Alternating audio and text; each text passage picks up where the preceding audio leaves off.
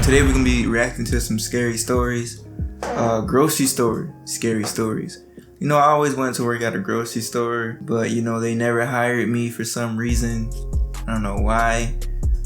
Maybe because, you know, I'm socially awkward sometimes. Yeah, I applied for Walmart, I applied for Publix, and Publix didn't call me back, but Walmart called me back. I got the interview and everything, and they just said they just wasn't gonna go through with it. So yeah, I mean, it is what it is. But anyways, yeah, we're gonna be reacting to 4 grocery store stories today. Remember to hit that subscribe button if you want to subscribe. Hit that like button if you like the content. And yeah, with that being said, let's start the grocery store horror story.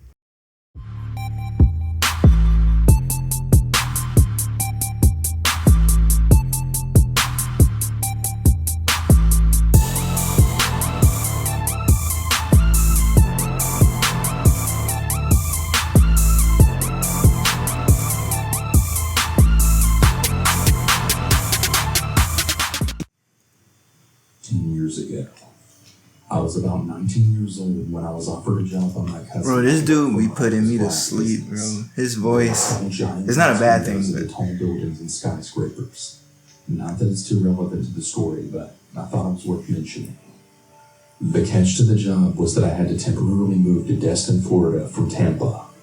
My cousin lived in Russellville, Alabama, and I really wanted to go. I'm from Florida, so I mean, Destin is like, it's like a beach, kind of like a beach vibe, you know. I only been once, but like they got like houses on the beach. You know, it's not like an actual like city. It's not city. Destin's a beach. Visit the family there and live with them together to go back down to Destin. Now, this was my first long distance road trip and my very first trip away from my immediate family. I never heard of anything Back happening. then, I was driving a green Mercury Sable, a car barely capable of getting groceries back home. But in my invincible youth, I didn't really care about that. Invincible youth. I was just so pumped to be spreading my wings and getting out into the real world that the risks didn't really concern me. My mom and dad had tried to get me to plan and pack better, knowing the trip could have its pitfalls. But I mean, it wasn't like the trip was going to last days. And also, fast food exists. So I wasn't really stressing out about that. I mean, I'm not stupid. I packed for the trip and I'm going to be staying there for a few months in Destin. But they were really adamant in me bringing food, water, emergency supplies, etc. Oh yeah, they smart. I declined because it wasn't the 1930s. And of course, there's gas stations at every exit. And I had a razor flip phone. My way of thinking was, what could possibly happen on 2 busy interstates? Millennials. It wasn't like I was going to some far-off country with no subsurface. Anyways, fast forward to the trip. I'm a Florida boy, so I had no idea Alabama could get so cold. And I also had no idea that the heat was broken in my car. I had never really used it. At first, I'm thankful because by the time I reach Alabama, I'm tired as hell. Why is he going through Alabama to get to Destin? I still had he doesn't live in... And the cold air was keeping me wide awake. I'm not listening. Finally, I pull up the interstate and I start heading through these smaller numbered roads. The roads didn't really have conventional names like in Florida. Road 195. Which I kind of found off. After driving on those a bit, I started being sent down gravel roads. This was the days of MapQuest. So I didn't have a GPS guiding me to just paved roads. This must be in 1931. I was starting to get really hungry and I thought back to my parents telling me to pack food. I really should have listened. The sketchiest thing with MapQuest was that you just printed out the directions, so you didn't really have a map to fall back on. So going out of your way to find fast food at an exit came with the potential of legitimately getting lost. Bro, if I had to use MapQuest, I would not get to my destination. I'm sorry, I can barely get to my destination with Apple Maps and Google Maps. MapQuest, I would not be able to get to my destination. Bro, I would have to just take a flight just take that L and pay the $250 to get there, because I would not be able to freaking get nowhere with MapQuest. A printed out piece of paper. You don't even know if you're on the right street, bro. It's like you don't even know which turns to take. It's a printed piece of paper. But I feel like older people probably would, yeah. I don't know, man. So I had basically passed a few times to turn on for food because I was tired and I just didn't want to chance it. Instead, however, I was looking for something off the side of the road that I could easily pull in and then back out. They told you to pack food. But more importantly, no risk of getting lost. My prayers were answered a little down the road when I saw a beat-up old country grocery store on my right hell no. It didn't even have a name. It just said grocery. It didn't even have a name. Because the light shining across the grocery sign was on, but found it odd that most of the lights inside were off. He said it didn't even have a name. This gave me the creeps a little, but it didn't stop me from going up to the door. I was really starving, and maybe this was a 24-hour place, but I wasn't sure. I saw a shadow move across the back of the house. God. The glass door and surprisingly opened it with ease. Bro, what? At this point, I was honestly half expecting them to be closed due to the lack of lighting inside. And I was really hoping that the owner would take pity on the tired traveler groceries and let me grab some snacks. I then called out, "Hello? Anyone here?" Bro, these people be so dumb. I then said something along the lines of, "I saw you when I pulled up, and I was hoping you're still open." Again, no answer. Now, this was really naive of me, but I assumed that maybe the owner was just older or something, and maybe he couldn't hear me. Or that maybe he was deaf. Did he just go in there? Oh my! Oh, it is actually a grocery store. It honestly didn't really smell that great inside there, and I had hoped that they at least had some chips or something. At least those are sealed.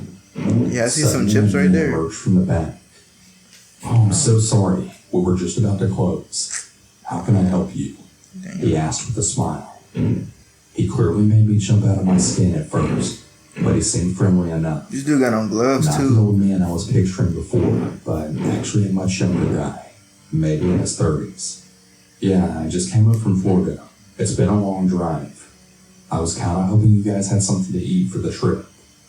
"Oh, we have plenty. What are you looking for exactly?" he said without taking his eyes off me. Hell no. The guy had a really weird unblinking stare that just really put me on edge. But what made me the most uncomfortable was his smile. He smiled big, but his eyes never moved. As in, the only way you could tell he was conveying an emotion was by looking at his mouth. The rest of his face stayed the same. Most people, you could tell they're smiling even if their mouth was covered, because you smile with your whole face.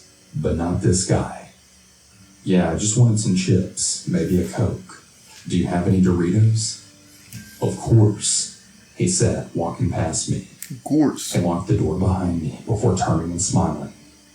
"I don't want anyone else walking in." Oh my God, bro. And locking the door was really creepy, but this dude is gullible as hell. It was pretty sound, even though it felt off. "Follow me." Well, the guy said as he walked towards the back of the store. At least it locks from the inside, right? I was young, but I really should have been smart enough to know that the store owners generally don't give customers a tour of the store. But I had lived a pretty sheltered life. I could feel that something was off, but I didn't want to offend them by asking questions like, "What's that smell?" and other things. We get to the back of the store to where those plastic flaps hang that separate the customer side and the back end. When the man sticks his hand through, parting through the plastic, then saying, "Right this way." Now alarm bells are starting to go off in my head, especially as he starts looking around and past me like someone who's selling drugs and trying to watch out for the police. Back there?" I ask and start to back up a little. That's when I then notice chips right beside me on the aisle. The guy noticed me see the chips and then says, "Yeah, back here. We got all that good stuff in the back. You can come take your pick." We got all that good stuff in the back. Bruh. Like, what goes to your head, bro? Like, he must have, like, really been, 18. Even then, you should know, like, not to go back there. I mean, I don't know. By this time, I had found the source of the buzzing. Flies are flying over the meat section, and the dim light that's reflecting off the packaging lets me know that it's been sitting there a while. I'll just take this if that's alright. I say nervously. Them chips probably stale and old. Next to me, and then start backing up towards the door. Trust me, those are no good. I have way better stuff back here. He smiles again, gesturing for me to head back. I fake pat my pockets, then saying, "Oh man, I think I forgot my wallet in my car. I'll be right back." As soon as the words left my lips, I then spun around and did a light jog to the front, increasing the speed as I approached the door. Oh my, he locked that that door and twist the lock a couple times until I hear the click. I push the door open and turn back to look at where the man is, but he's gone. I jumped into that car and sped the fuck out of that parking lot and didn't stop again. Bro, look, wait, what? Wait. This was approach the door. I make it to the door and twist the lock. He just fell out of the car. I hear the click. I push the door open and turn back to look at where the man is, but he's gone. I jumped into that car and sped the fuck out of that parking lot. He fell out of the car. And didn't stop again until I reached my cousin's house. This was by far one of the eeriest. Bro, that's why you go to gas stations, ever bro. happened to me. Bro, that's why you go to gas stations. Because, you know, a lot of people going to be at gas stations. Well, not at night, but grocery, maybe, I don't know. That look like somebody's house. If it says grocery store on it and it looks, if it doesn't look right, like a actual store, then you probably shouldn't be going to it. Like, some people be having, like, you know, stores in their houses, which is like kind of sketch, but like this dude, he got lucky, man.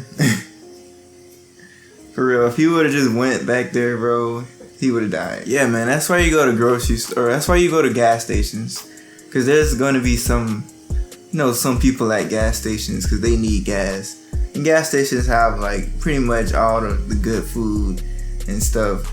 But his parents did tell him to pack some food, so he could have packed the food, saved some money, and boom, he could have packed some chips. You know how easy it is to pack chips? But chips and drinks, maybe not the drinks, because the drinks would get hot, you know, and everything. He might have wanted a cold drink, but still, you see the grocery store looks like somebody's house. Why go in there? No lights on, nothing. I don't know. Anyway, that's gonna do the first part of this video. There's 4 stories, so I'm gonna see you in the second story soon. And yeah, remember to hit that subscribe button if you like the content. If you like the video, it would be much appreciated. And yeah, with that being said, I'll see you in part 2 next time. Peace.